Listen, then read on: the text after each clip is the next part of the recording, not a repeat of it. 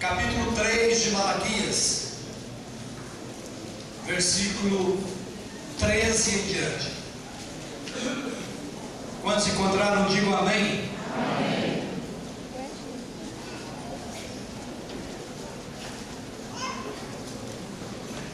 Vou pedir a pastora Érica para fazer essa leitura, por favor.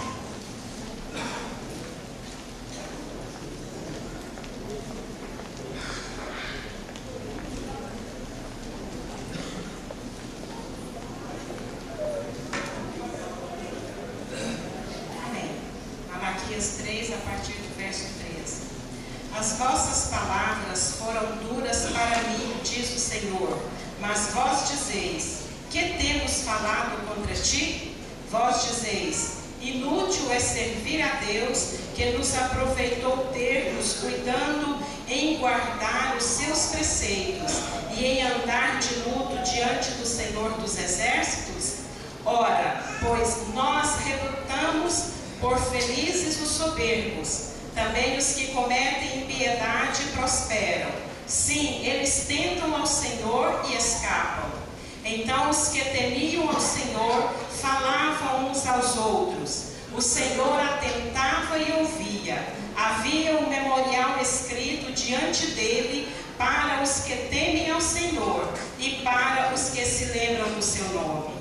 Eles serão para mim particular tesouro naquele dia que preparei, diz o Senhor dos Exércitos. Poupá-lo-ei como um homem poupa seu filho que o serve. Então vereis outra vez a diferença entre o justo e o perverso, entre o que serve a Deus e o que não o serve. Pois eis que vem o dia e arde como fornalha, todos os soberbos e todos os que cometem perversidade serão como restolho. O dia que vem os abrasará, diz o Senhor dos Exércitos, de sorte que não lhe deixará nem raiz e nem ramo. Mas para vós outros, que temeis o meu nome, nascerá o sol da justiça, trazendo salvação nas suas asas. Saireis e saltareis como bezerros soltos da estrebaria. Senhor, nosso Deus e nosso Pai, Paizinho, nós acabamos de ler a Tua palavra. Pai querido, que nesse momento o temor do Senhor possa estar em nossas vidas. Que o Senhor, através do Adilson, possa estar transmitindo à Tua igreja, a nós, aquilo que vem do Teu coração. Pai amado, que nesta noite nós possamos estar atento àquilo que o Senhor quer falar conosco. Fala, Pai, porque nós queremos ouvir, nós queremos nesta noite ser ensinados por Ti, porque nós queremos fazer, ó Pai, como o Senhor manda, fazer a diferença e estar de acordo com o Teu querer. Em nome de Jesus nós te pedimos e já te agradecemos. Amém. Amém, graças a Deus. Como introdução à mensagem, eu quero ler parte de um artigo que eu colhi de uma revista cristã. Esse artigo foi escrito pelo pastor Ronaldo Lidório. Ronaldo Lidório, muito conhecido no Brasil e em alguns lugares do mundo. Ele é muito novo ainda, mas nós vamos tentar trazê-lo para pregar aqui no ano que vem, na nossa conferência missionária. Ele é um missionário, é um antropólogo e missionário, e ele escreveu um artigo falando sobre os perigos do universalismo. Inclusive, eu postei esse artigo no Facebook, até o pastor Adson ali leu e outros irmãos, mas eu vou ler apenas uns trechos como introdução a essa palavra. Eu gostaria da sua atenção, tá certo? Ele está dizendo naquele artigo que o universalismo está ligado a outros movimentos, como o inclusivismo. É a ideia de que Deus salvará a humanidade por outros meios, além do Evangelho. A teologia do processo, pela qual Deus conhece o futuro, mas não todo ele. contextualização segundo a qual Deus se revela em todas as religiões. E o sincretismo religioso deve ser o alvo da fé cristã. De fato, dizer que o inferno existe, hoje em dia, falando aqui, é já um discurso meio fora de moda. Alguém perguntou para ele: você defende o inferno? Essa foi a pergunta que ele ouviu, num tom assim confrontador, de um universitário, enquanto conversávamos sobre a salvação em Cristo. Minha resposta foi sobre minha crença em Deus e na autoridade da Bíblia, a qual nos apresenta o inferno como verdade, assim como o céu. Trata-se então simplesmente de aceitação da autoridade bíblica. O inferno é uma tragédia sem precedentes. Não é assunto a ser defendido com empolgação, mas reconhecido com profundo lamento. Junto à queda dos nossos pais, narrada no Gênesis, é possivelmente o assunto mais trágico e agonizante de toda a palavra. Aí depois, mais à frente do artigo, ele fala sobre o relativismo radical associado ao individualismo, que é algo que esse texto aqui fala. Isso tem levado muitos cristãos a apresentarem o lado consolador do Evangelho, omitindo, contudo, sua realidade confrontadora. Fala-se sobre um Deus que salva o perdido, mas deixa-se de lado a realidade do estado humano de perdição. Fala-se sobre o céu, mas não sobre o inferno. Fala-se sobre a cura que alegra, mas não sobre o sofrimento que burila. Dentro dessa lógica, pecado tornou-se um termo politicamente incorreto e associado à discriminação do indivíduo. Paulo, porém, nos lembra que é vã qualquer tentativa de se expor ao Evangelho de salvação sem a apresentação da verdade do homem caído, perdido, em trevas e com total carência da luz de Deus. O que a reforma protestante produziu no século XVI foi um retorno à palavra, que necessita ser exercitado a cada dia. Vivemos um dos momentos mais sensíveis quanto ao ataque à fé cristã em nossa geração.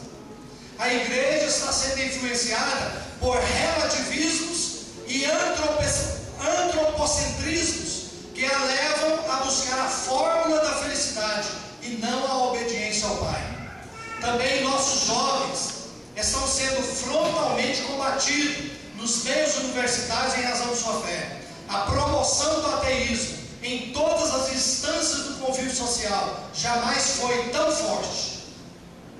E finalmente ele diz: perante tais ataques, devemos dobrar nossos joelhos em oração, alicerçar nossa fé nas Escrituras e ensinar abundante e insistentemente aos nossos filhos as verdades de Deus.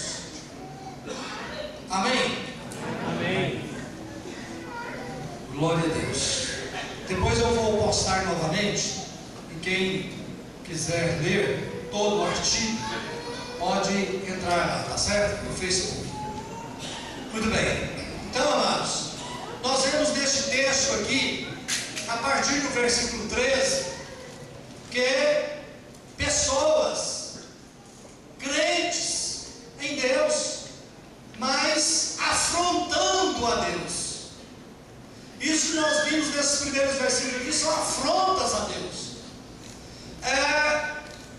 Talvez até atrevimento espiritual, quando diz aí no versículo 13, quando Deus fala: as vossas palavras foram duras para mim, diz o Senhor. As vossas palavras foram duras para mim.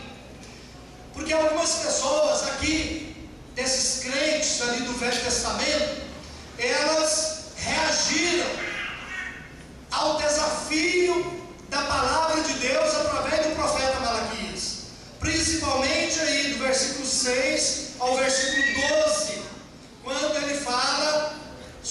dízimos e ofertas e sobre as promessas de Deus. Mas independentemente das afrontas terem sido acerca deste assunto, mas eram pessoas que afrontavam a Deus sobre qualquer coisa na área espiritual, quando a Bíblia confrontava-os acerca da santidade de Deus e da pecaminosidade do povo. Então elas reagiram com insolência, com atrevimento, com palavras pesadas. Porque esse grupo aqui de Malaquias está negando a verdade de Deus, negando sobre aquilo que Deus disse, insultando a Deus, colocando, tentando, como hoje é pregado em algumas igrejas neopentecostais, tentando colocar Deus contra a parede, falando mal de Deus.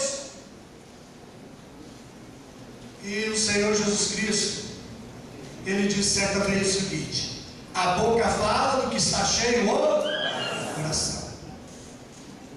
Então muitas vezes a aparência do crente, o exterior daquele que crê em Deus, não diz ou não condiz com o seu interior.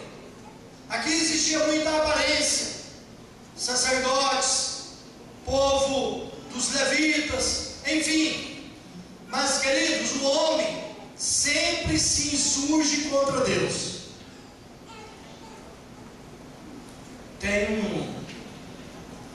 Cadê o pastor Leonardo?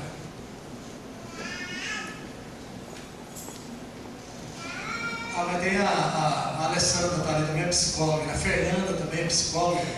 É porque tem um nome aqui, um sucessor do Freud, que eu não sei falar o nome dele. Escreve assim, ó. Nietzsche. Vocês tudo sabem. Nietzsche. Pois é, olha o que é escrito de algumas pessoas do século XVIII para cá. Um homem chamado David Hume dizia que quem queimava a Bíblia era um benemérito, era uma pessoa boa. Depois esse Nietzsche disse que Deus morreu. O livro Código da Vinci foi ou é um dos livros mais vendidos dos últimos tempos. O livro mais vendido dos últimos 5 anos na França é de um filósofo ateu que escarnece de Deus. Vocês estão entendendo, gente? Amém. Às vezes as coisas que as pessoas publicam, escarnecendo de Deus, falando contra a Bíblia, falando contra a fé evangélica, são os livros mais vendidos, são os programas mais vistos. Então, as pessoas estão afrontando Deus, e muitas vezes nós que cremos em Deus, ficamos calados, ficamos passivos. Mas hoje, infelizmente, muitos crentes afrontam a Deus também. Muitos crentes evangélicos afrontam a Deus, a sua graça, porque quando conhecedores da palavra de Deus, pecam voluntariamente, deliberadamente, mas às vezes falam assim: mas eu sei que está errado, eu vou fazer, mas depois eu peço perdão, Deus me perdoa. Olha, gente, a Bíblia diz que Deus não se deixa zombar. De Deus não se zomba. Nós não podemos pisar na graça de Deus e nem no sangue de Jesus Cristo, pelo qual nós fomos purificados. Existia aqui também um anestesiamento espiritual, ou uma mente cauterizada deste povo, quando eles falaram ironicamente. Isso aqui é ironia, gente, que está nesse texto aí. Olha o que eles falam: que temos falado contra ti, Senhor? O que? Eu? Eu não. O que eu tenho falado, Senhor? Ou seja, usando de ironia para com Deus. Porque é pior, preste atenção, por favor, olhem para mim. Pior do que falar contra Deus é fazê-lo e não se dar conta da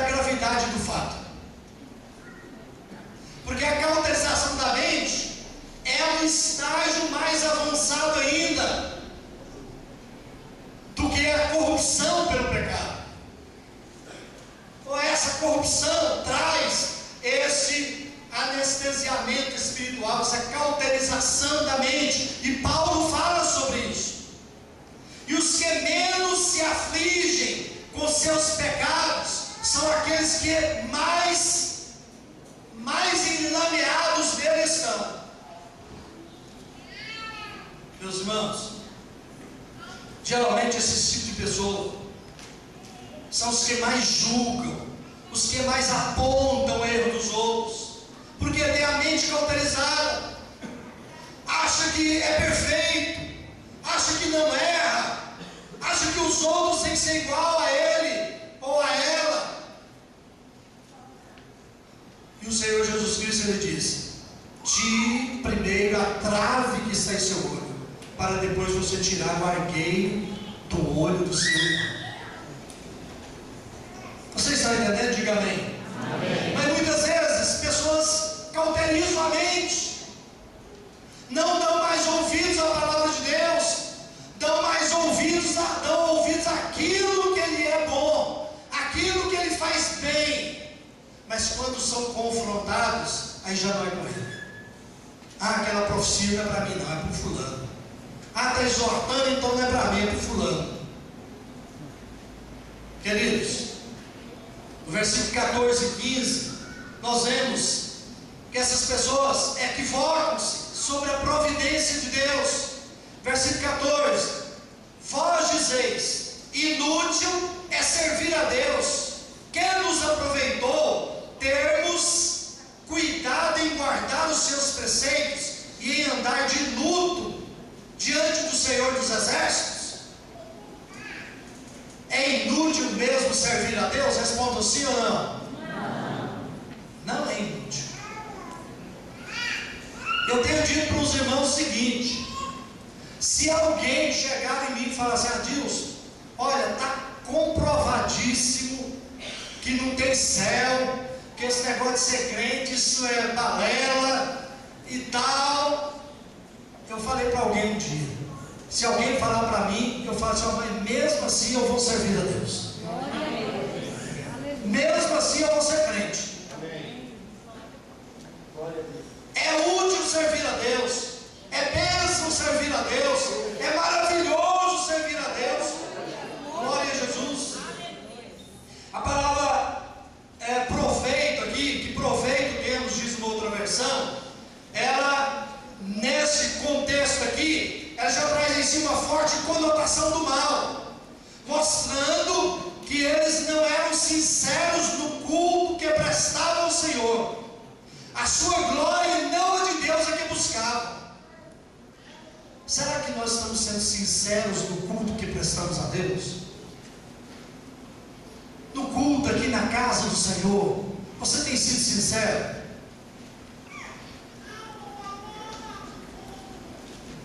Eu pedi, e nós vamos estar sempre pedindo, para os irmãos desligar o celular.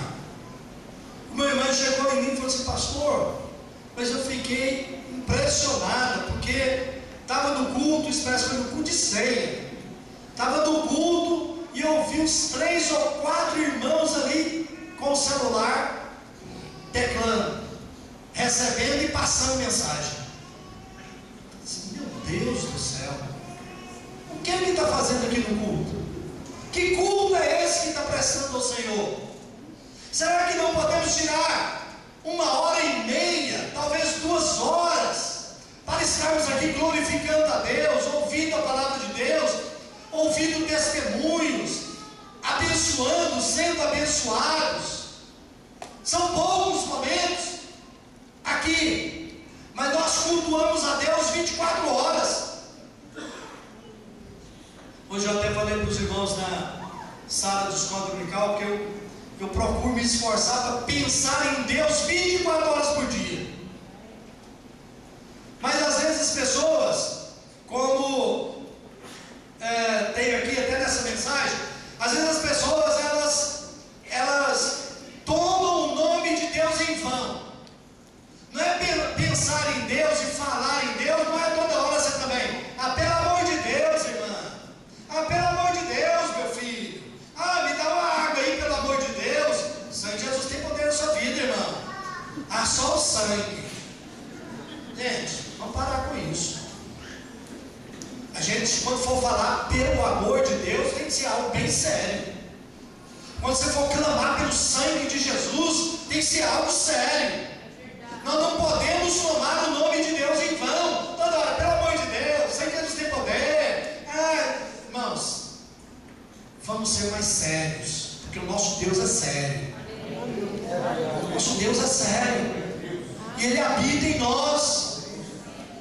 Amém? Então aqui, esses ímpios, esses crentes desviados, estavam enganados, dizendo é inútil servir a Deus. Estavam enganados contra eles mesmos, contra Deus, porque na verdade eles não guardavam os ensinamentos de Deus, não guardavam a palavra de Deus, não buscavam quebrantamento diante de Deus. Eles estavam enganando a si mesmos, enganando seus corações. Não amavam a Deus, mas amavam a si mesmos. Aí vem o individualismo, irmãos, e vem algo que eu quero abordar com vocês aqui agora, muito sério.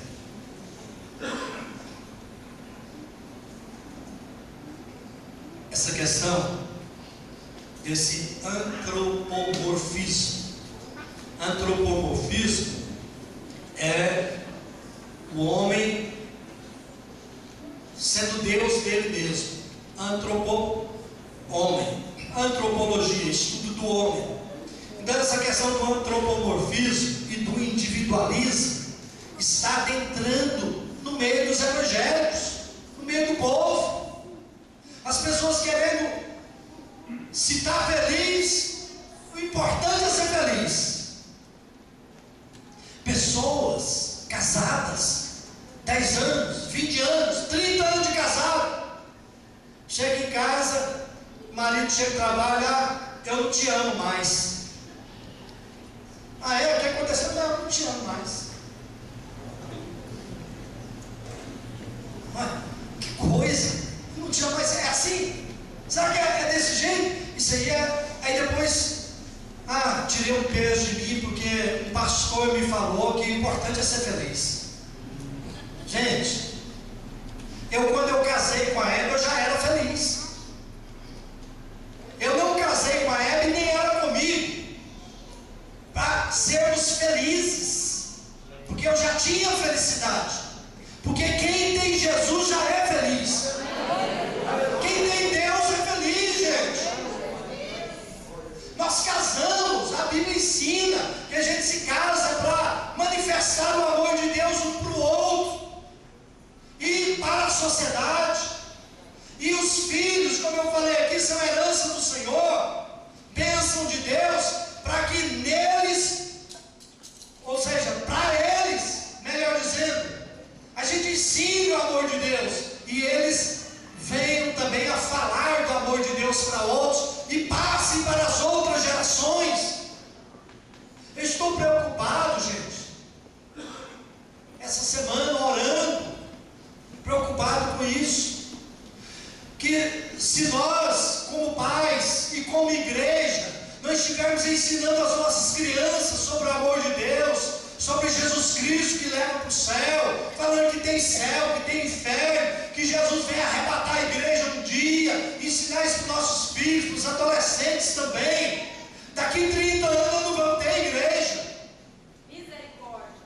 Misericórdia, digam todos, misericórdia. Na Europa tem acontecido isso. Igrejas que viraram ali bares, boates. Eu visitei algumas lá em Nova York, em Chicago também. Tem igrejas assim. Por quê? E outras igrejas, você vai lá, tem um grupinho de 20 pessoas. Aí você chega lá no meio deles, as pessoas com 80 anos, 85, 75. Você não vê um jovem igual eu de 56. Então, gente, nós precisamos ensinar aos filhos, tá? Fecha parênteses. Então, as pessoas estão hoje dizendo: o importante é ser feliz, não importa como.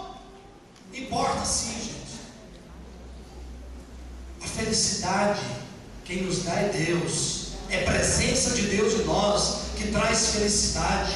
Mesmo diante de problemas, de luta, de intempéries, nós somos felizes. Com luta ou sem luta, somos felizes. Amém? Dizendo, não há proveito na obediência a Deus, distorce o sentido de espiritualidade, de comunhão com Deus. Pessoas que fazem, aqui propriamente no texto também, que fazem da religião uma barganha, um negócio, comércio de Deus, corrompe o culto. Queridos, nós servimos a Deus não é por aquilo que Ele nos dá, mas é por aquilo que Ele é. E Ele é maravilhoso, Ele é Deus forte, Ele é grandioso, Ele é maravilhoso, Ele é eterno. Glória a Deus. Glória a Deus. Poderíamos ver alguns textos, como Paulo pregando, um homem chamado Simão. Ele era mágico. Ele, quando viu, Pedro, quando ele viu Pedro pregando e impondo as mãos, as pessoas falando em língua estranha, recebendo o poder de Deus, ele tirou a carteira, mostrou dinheiro para Pedro. Quanto que custa ter esse poder aí que você tem? Pessoas querem comprar as coisas de Deus. Amados, Deus quer o nosso coração. Amém? Fala para quem está ao seu lado aí, Deus quer o seu coração.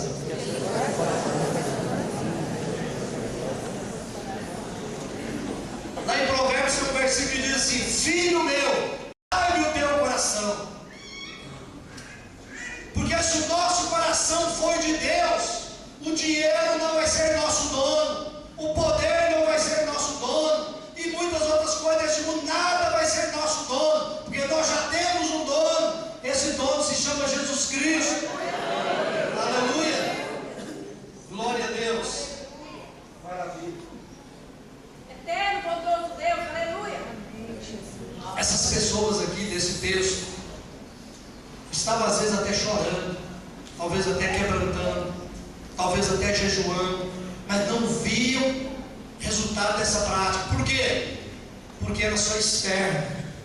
Tem um versículo lá em Joel capítulo 2, versículo 12 a 14, olha para mim por favor.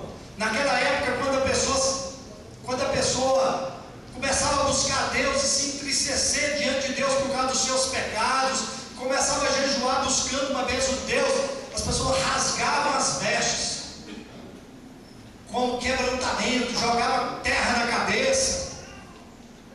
E lá em Joel, o profeta fala para o povo assim: olha, Deus não quer que vocês rasguem as vestes, Deus quer que vocês rasguem o vosso coração. É quebrantamento de dentro para fora. E a Bíblia diz que Deus habita no alto e santo lugar, mas habita também com o quebrantado de alma, com o contrito e abatido de espírito. Amém, irmãos? Glória a Deus.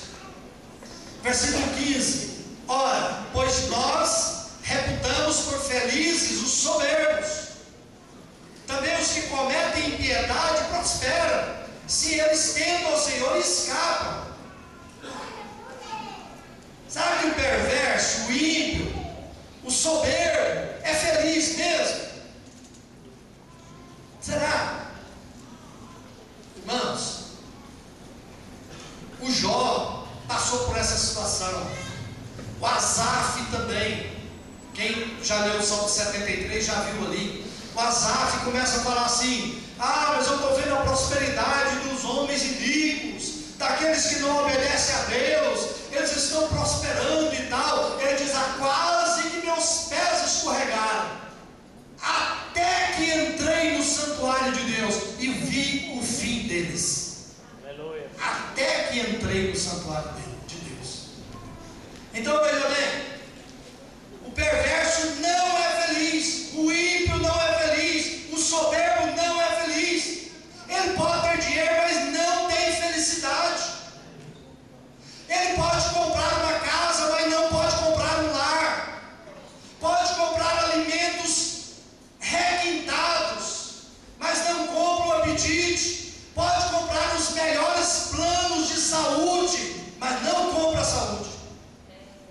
ter um rico funeral, mas não compra o céu.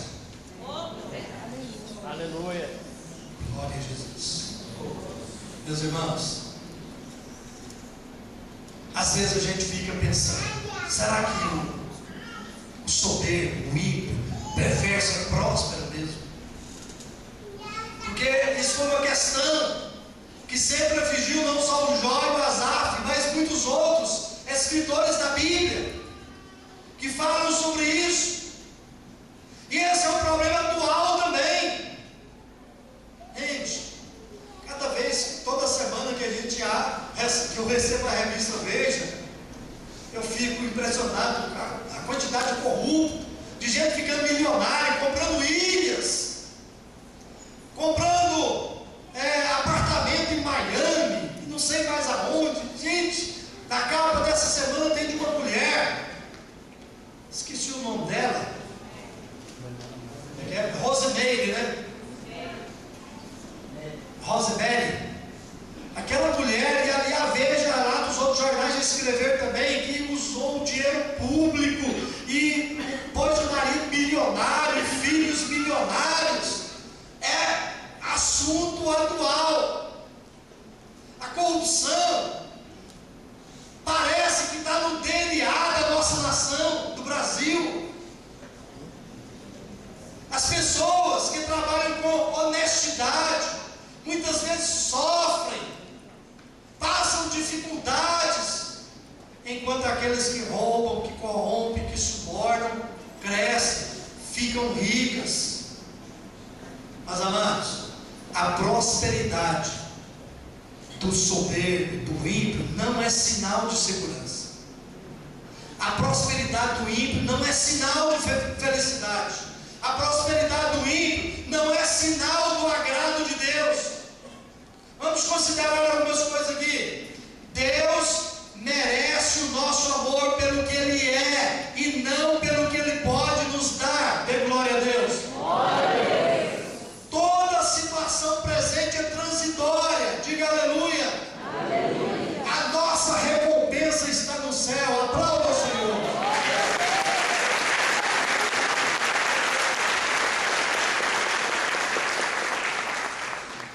Aí eles dizem aqui, no final do versículo 15, mas sim, eles tentam o Senhor e escapam.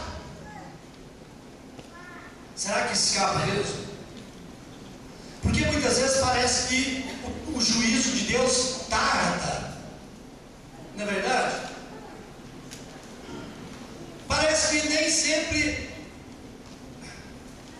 Deus acerta a conta com o perverso, com o ímpio, com aquele que transgride. No momento da transgressão, parece que Deus está dormindo.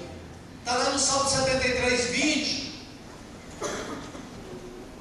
Mas lá no versículo 27 do Salmo 73, diz assim: certamente tu os pões em lugares escorregadios, tu os lanças para a ruína, como caem na desolação do momento, ficam totalmente consumidos de terrores. Meus amados, a queda de Adão, o dilúvio, Sodoma e Gomorra, o cativeiro de Israel, revela, sabe o quê? Que Deus não deixa impune o perverso. Deus não deixa impune aquele que pratica a perversidade. Os perversos não escaparão do juízo de Deus. Capítulo 4 que nós lemos: pois eis que vem o dia e arde como fornalha. Então, amados, o inferno é real. Deus não criou o inferno para o homem. Diz a palavra de Deus que Deus criou o inferno para o diabo e seus anjos.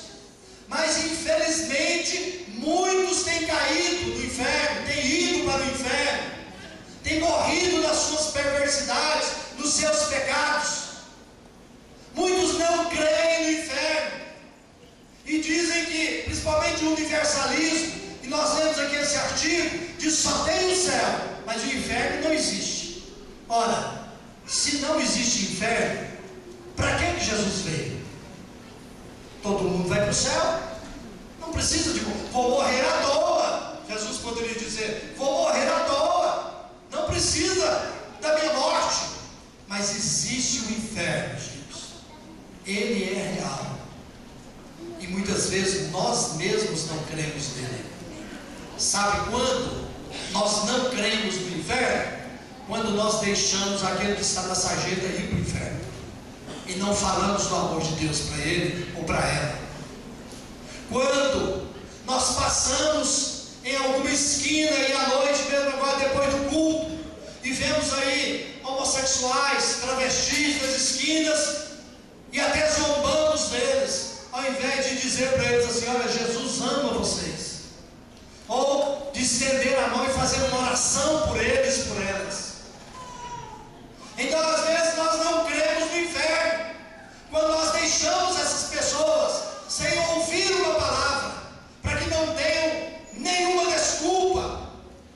Então cabe a mim, querido, cabe a você, cabe a nós alertarmos as pessoas, mas não vamos assustá-las. Vamos apresentar o amor de Deus, vamos apresentar a palavra de Deus, vamos apresentar Jesus Cristo crucificado e morto e ressuscitado ao terceiro dia, para que elas creem em Deus por meio de Jesus Cristo e sejam salvas também. Amém. Um irmão um dia conversando comigo, brincou, falou assim: pastor, quando a gente chegar lá no céu, nós vamos ter 3 surpresas. Eu falei assim, eu sabia de 2. Ele falou assim, mas vão ser 3. Eu falei, quais são essas 3 surpresas? Ele disse, a primeira é que nós vamos encontrar pessoas lá que a gente pensava que não ia. Segunda, eu perguntei, é de não encontrarmos pessoas lá que a gente pensava que ia. E a terceira surpresa é de nós estarmos lá.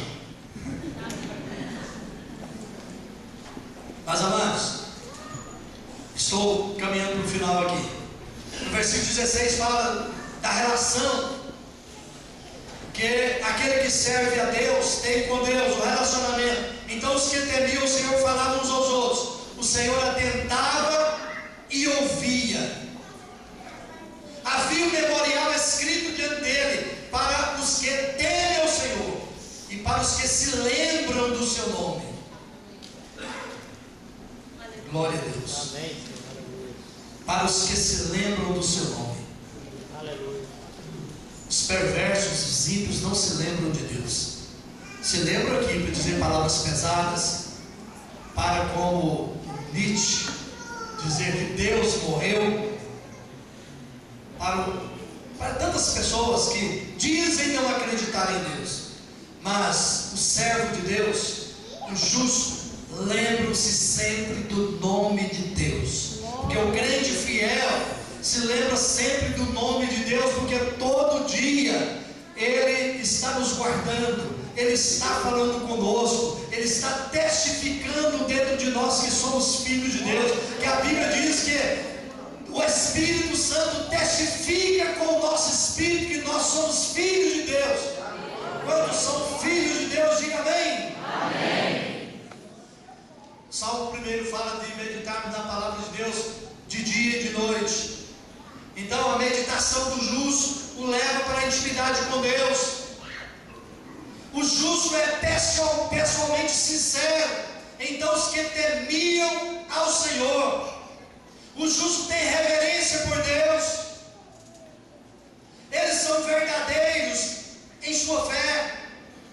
O temor de Deus é a fonte, podemos dizer assim, a fonte secreta, está no coração do crente. Temor de Deus, temor de não entristecer o Espírito de Deus, de sempre agradar a Deus. A Bíblia diz, agrada-te do Senhor e Ele satisfará o desejo do seu coração.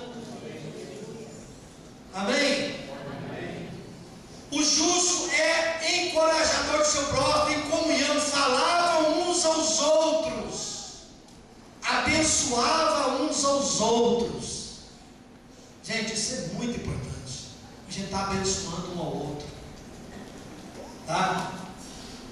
Nós somos, quantos são abençoados? Diga amém. Amém. Então nós precisamos ser abençoadores, abençoar pessoas com palavras, falar bem dos irmãos.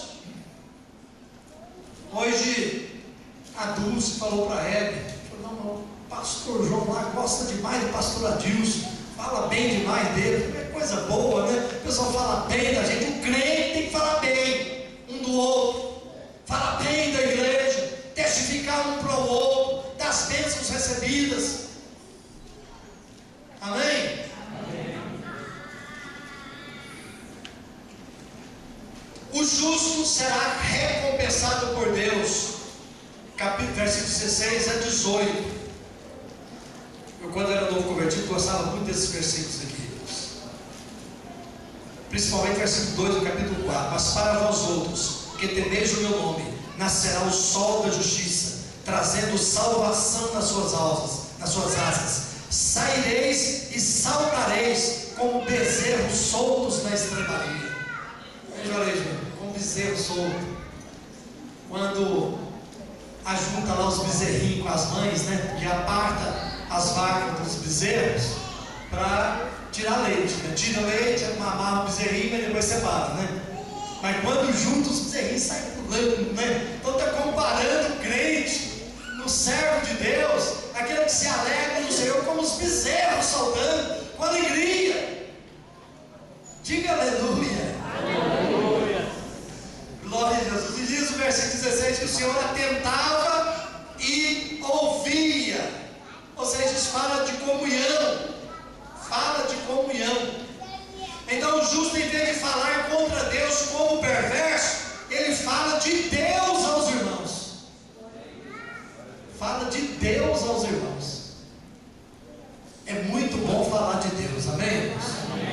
Aí falar nisso, eu ganhei uma vida para Jesus essa semana. Essa semana aí, olha por ele, chama Valdinei. Eu vou lá visitá-lo.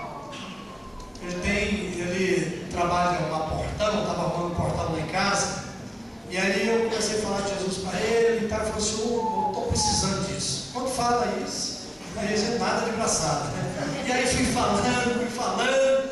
E eu falei: você pode entregar para Jesus agora. Você quer entregar? Eu quero entregar para Jesus. Aí levei lá para dentro de casa, abri a Bíblia, li a Bíblia com ele e tal. Ele aceitou Jesus. Eu já liguei para ele 2 vezes depois. Ele não tem carro, tem 6 filhos. É bom que se você for para a igreja, ele vai ganhar você, André. Eu sei do Gleides. Mas é bom que enche mais a igreja, né? Eu vou visitá-lo. Então, eu estava falando para ele das coisas de Deus, falando do amor de Deus. Irmãos, Deus escuta nossas palavras. Amém? Deus valoriza as nossas palavras, dá importância. Olha o quanto é sério, Deus dá importância às nossas palavras. Deixa eu te falar, Jesus disse que nós vamos ser julgados pelas nossas palavras, por aquilo que a gente fala. Por isso que Paulo sempre dizia: não saia da vossa boca palavra torpe. Está no trânsito? Vigia. Está jogando bola? Vigia. Está em casa? O filho fez arte? Vigia. Não sai da vossa boca palavra torpe. Sai da vossa boca palavra abençoadora. Mas outra coisa que eu quero aproveitar e falar aqui. Ah, pastor, aquele meu filho é uma bênção. O que ele está falando? Sabe que está falando que é uma bênção mesmo? Está ironizando. Não use assim essa palavra. Você não está falando que ele é uma bênção. Fale realmente de coração que ele é uma bênção. Ele é uma bênção. Que as pessoas são bênçãos. Amém, irmãos? Amém. Glória a Jesus. Então, o memorial, Deus relembra as suas obras. Eu me lembrei do rei Artaxerxes. O rei Artaxerxes, no tempo de Esther. Quem não conhece o livro de Esther, leia o livro de Esther. O livro de Esther é o único livro da Bíblia que não tem a palavra Deus, mas fala Deus. E lá no livro de Esther, o tio de Esther ficava ali na porta do palácio. Ele escutou 2 soldados fazendo tramando matar o rei.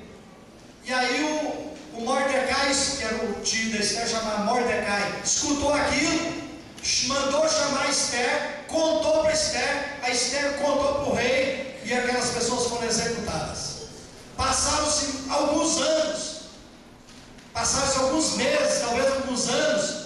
O rei estava assim, meio desocupado lá, não sabia o que fazia. Pegou e falou assim: me traz lá o livro de memória. Quer ver lá? Você vai ler lá o que está escrito naquele livro. Aí o auxiliar lá foi ler, começou a ler o que tinha acontecido. Chegou lá Mordecai. Aqui ó, está escrito aqui que o Mordecai, tio da Esther, contou que 2 pessoas estavam tramando de matar e tal e tal. Aí o rei falou: peraí, eu fiz alguma coisa por esse homem? Eu honrei esse homem? Aí aquele oficial falou: não fez nada não, por ele não. Então manda ele vir aqui, eu vou honrá-lo.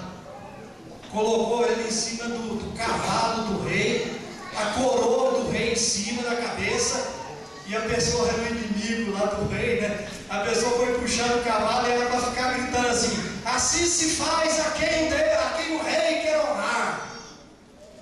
Foi honrado. Então quer dizer o seguinte, irmãos: Deus tem um memorial. Está escrito lá no céu as coisas que nós estamos fazendo, as coisas que nós estamos falando, aquilo que nós estamos promovendo no reino de Deus. Agora, aquilo que a gente não enaltece a Deus, aquilo que nós fazemos, mas não glorifica a Deus, que glorifica o homem, ou que traz problemas entre os homens, intriga, também está escrito lá. E um dia tudo vai ser julgado, tudo é trazido à memória. Você está entendendo isso? Diga amém. Amém. Mas há um livro muito importante lá no céu. Esse livro se chama Livro da Vida do Cordeiro.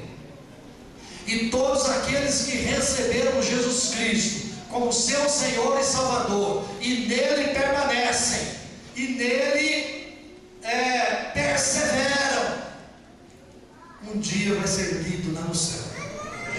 Um dia vai chamar lá Adilson da Cruz Ribeiro, eu presente, estou aqui.